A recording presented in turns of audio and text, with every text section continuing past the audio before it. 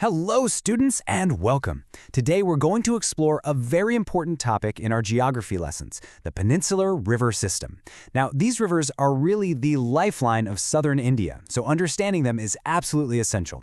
So let's begin. So, what's our plan for today? First, we will quickly compare the peninsular rivers with the Himalayan rivers. Then, we will understand something called the Great Water Divide.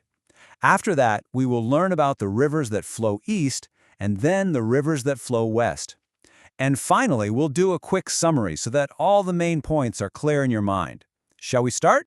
Okay, so to properly understand the peninsular rivers, it's always a good idea to first see how they are different from the Himalayan rivers, which you may have already studied. This comparison will give us a very clear starting point. I want you to think of India's rivers as two different families. You see, the Himalayan rivers are called perennial. This means they have water all year round because they get it from two sources, melting snow from the glaciers and, of course, from rain. But the peninsular rivers are seasonal. They depend almost completely on the monsoon rainfall for their water. And what does this mean? Well, it means they become full and mighty during the rainy season, but in the dry season, their water level goes down a lot. This is the biggest and most important difference to remember.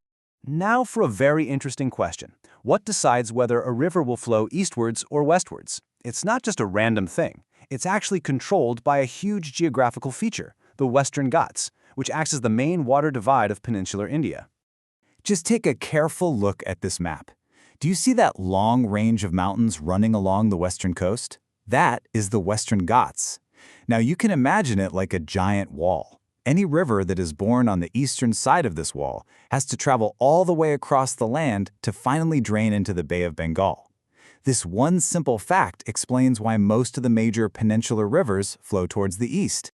So now that we know why most rivers flow to the east, let's meet some of these important rivers that make this long journey to the Bay of Bengal. The four major east-flowing rivers are the Mahanadi, the Godavari, the Krishna, and the Kaveri. Now, something very special happens where these rivers meet the sea.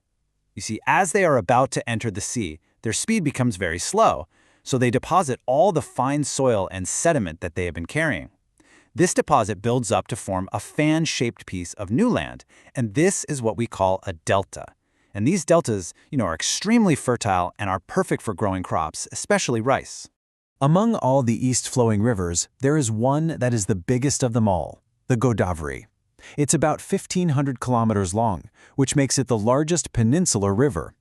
Because of its great size and importance, it has a very special nickname.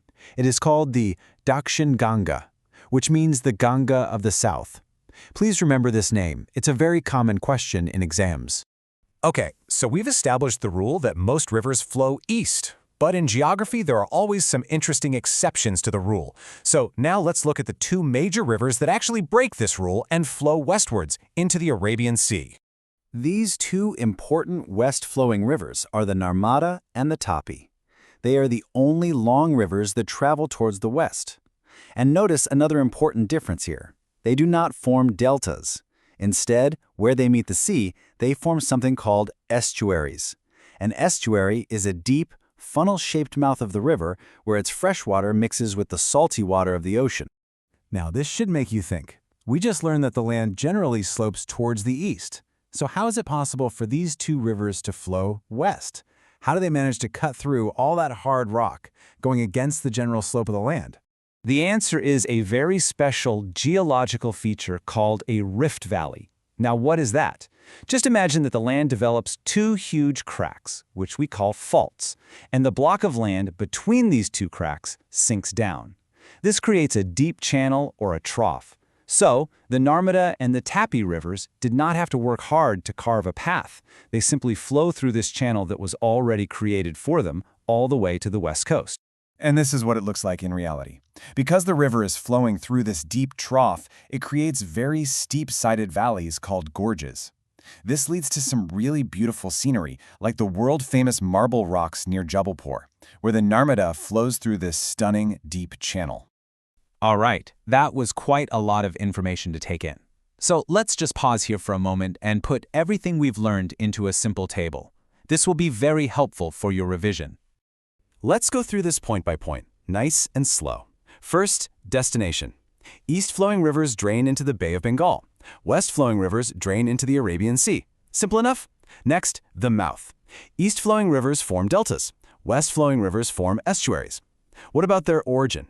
Most of the big east-flowing rivers start in the Western Ghats, but our west-flowing ones, the Narmada and Tapi, start in the Central Highlands. And finally, the valley type. East-flowing rivers flow through wide, broad valleys, but the west-flowing ones are trapped in those deep, narrow rift valleys. So, if you are preparing for an exam, these are the 3 most important facts you must remember. Number 1. The Godavari is the largest peninsular river, also called the Dakshin Ganga. Number 2.